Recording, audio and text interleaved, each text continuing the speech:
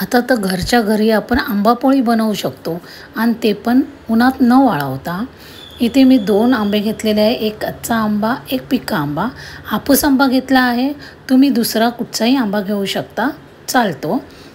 आणि जर आंबा एखादा आंबट असेल तर कैरी घ्यायची गरजच नाही, आंब्याची सुद्धा आंबापोळी होते. आता आंब्याची आणि कैरीची सालं काढून त्याच्या फोडी तयार करून आपण ते मिश्रण मिक्सरमध्ये घातलेले आहे. इथे साखर घातलेली आहे, अर्धी वाटी साखर घातलेली आहे मी इथे, तेवढीच बस झाली. आता व्यवस्थित त्याची पेस्ट करून घेतली आहे मिक्सरमधून.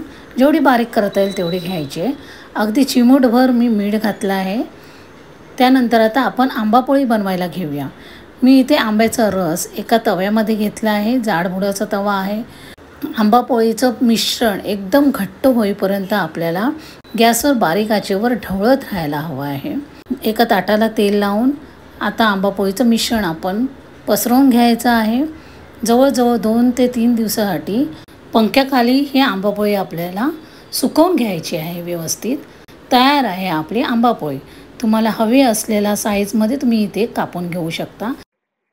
हे आंबापोळीचं परफेक्ट प्रमाण आहे. या प्रमाणानुसार तुमची आंबापोळी कधीच चुकणार नाही. हे बघा किती व्यवस्थित आंबापोळी झालेली आपली. एकदा तरी ही आंबापोळी तुम्ही करून बघा, नक्कीच तुम्हाला आवडेल.